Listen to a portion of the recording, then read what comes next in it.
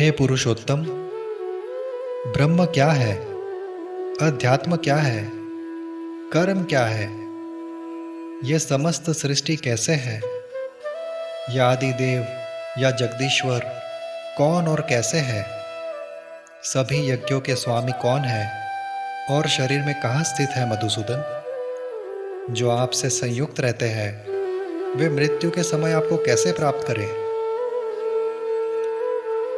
जो अविनाशी परम दिव्य तत्व सारे ब्रह्मांड में व्याप्त है वही पर ब्रह्म है, और उनके स्वभाव को जानना और समझना ही अध्यात्म है। भूत, भविष्य और वर्तमान में सृष्टि में जो उत्पत्ति और वृद्धि हो रही है उस कारक को कर्म कहते हैं। पंचभूत और प्रकृति के गुणों से निर्मित ये सृष्टि सदा गतिशील और परिवर्तनशील है। इसे धारण करने वाले सृष्टि के स्वामी को अधिभूत कहते हैं। जो परम पुरुष अपने अलग अलग रूप में सारी सृष्टि का पोषण कर रहे हैं, जो देवताओं पर भी शासन करते हैं, वे अधिदेव हैं। मैं जो सभी जीवों के शरीर में यज्ञ की शुभ भावना को प्रेरित करता हूँ, अधियज्ञ कहलाता हूँ। अंतकाल में शरीर त्यागने से पहले जो केवल मेरा स्मरण करता है उसकी अवस्था मेरे जैसी हो जाती है और निसंदेह मुझे प्राप्त करता है।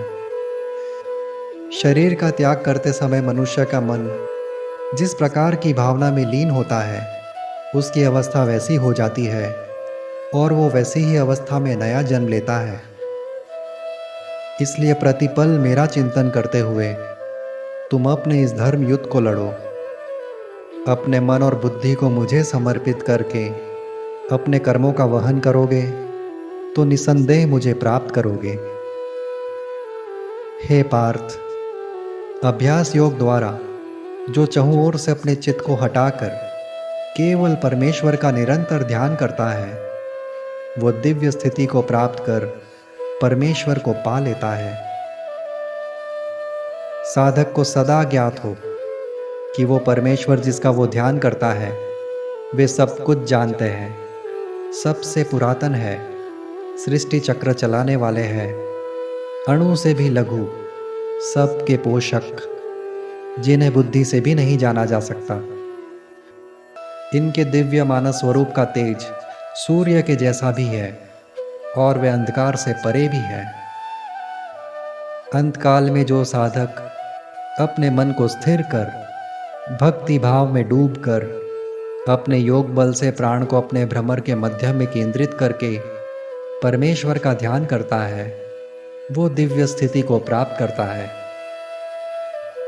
वेद विद्वान जिस अविनाशी परमात्मा की व्याख्या करते हैं, महान ऋषि और सन्यासी जिस परमात्मा को प्राप्त करने की इच्छा से ब्रह्मचर्य का व्रत करते हैं, उस परम पद को प्राप्त करने का विवरण मुझसे सुनो।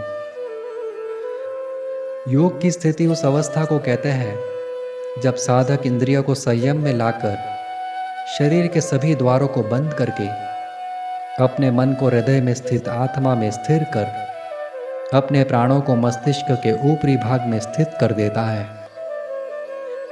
इस अवस्था में आने के उपरांत जब साधक मेरा ध्यान लगाकर मेरे ब्रह्म स्वरूप ओम शब्द का उच्चारण करते हुए शरीर का त्याग करता है तब वो परम पद को प्राप्त करता है। जो अनन्य भक्ति से केवल मेरा चिंतन करते हैं उन्हें मैं हर समय सहज ही प्राप्त होता हूँ। हे भरत पुत्र, मेरे ऐसे भक्त और मैं हमेशा संयुक्त रहते हैं। मुझे प्राप्त कर लेने के उपरांत महात्मा पुरुष फिर कभी इस दुख भरे क्षणिक सुख देने वाले संसार में जन्म नहीं लेते। ऐसे सिद्ध साधक परम पद को प्राप्त हो जाते हैं। ब्रह्मलोक तक जितने भी लोक हैं उसमें मनुष्यों का जन्म और मृत्यु का चक्र निरंतर चलता ही रहता है, किंतु हे कुंती पुत्र, मुझे प्राप्त कर लेने के बाद फिर कभी जन्म नहीं लेना पड़ता। दिन रात की गणना को जानने वालों के अनुसार सहस्त्र युग बीत जाने पर ब्रह्मा का एक दिन ढलता है और इतनी अवधि ब्रह्मा की रात्रि का भी है। ब्रह्मा के दिन के आरंभ होने पर ये निराकार सृष्टि साकार होने लगती है और जीवात्माएं जन्म लेकर व्यक्त होते हैं। किंतु रात्रि के आगमन होने पर साकार सृष्टि फिर से निराकार में लीन हो जाती है और जीवात्माएं फिर से अव्यक्त हो जाते हैं। इसी प्रकार फिर से ब्रह्मा का दिन आने पर सभी जीवात्माएं प्रकट होती है और रात्रि होने पर वे पुनः विलीन हो जाते हैं। किंतु इस व्यक्त और अव्यक्त प्रकृति से निर्मित नश्वर और नाशवान सृष्टि से परे भी एक अव्यक्त और दिव्य परम धाम है जो सनातन है, जिसका कभी नाश नहीं होता। सारी सृष्टि का नाश हो जाने पर भी दिव्य परम धाम अविनाशी ही रहता है।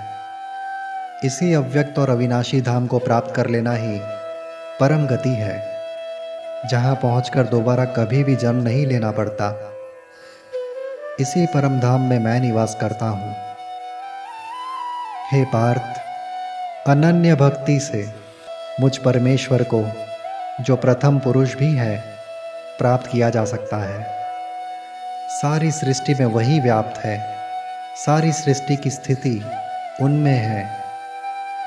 हे भरत श्रेष्ठ, अब मैं तुम्हें उस काल के बारे में भी बताऊंगा जिस क्षण में शरीर को त्यागने पर फिर कभी जन्म नहीं लेना पड़ता या अक्सर लेना पड़ता भी है। जो ब्रह्म ज्ञानी होते हैं वे दिन के समय किसी शुभ घड़ी में अग्नि या ज्योति की धारा में अपने शरीर का त्याग करते हैं, या पूनम के दिन शुक्ल पक्ष में, या फिर उन 6 महीनों में जब सूर्य उत्तर की ओर प्रयाण करता है और ब्रह्म पद को प्राप्त करते हैं। किंतु जो योगी अपने शरीर का त्याग किसी ऐसे घड़ी में करते हैं जब अमावस की ध्रुमिल रात्रि हो, या फिर उन 6 महीनों में जब सूर्य दक्षिण की ओर प्रयाण करता है, वे चंद्रलोक पहुंचकर पुनः संसार में लौट आते हैं। जगत को त्यागने की यही 2 रीति है, एक प्रकाश में और दूसरा अंधकार में।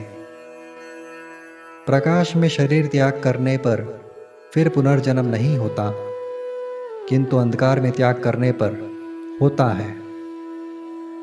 इन दोनों मार्गों को जानने के उपरांत भक्तजन कभी मोह में नहीं फंसते। इसलिए हे अर्जुन, केवल मुझसे संयुक्त होकर सदा मुझसे जुड़े रहो। वेदों के अध्ययन से, यज्ञ से, तप से, दान आदि करने से जो पुण्य फल उत्पन्न होता है, इससे भी ऊपर जो दिव्य परम पद है, उसे भक्तजन भली भांति जानते हैं और भक्ति मार्ग पर रहकर इस परम पद को प्राप्त करते हैं।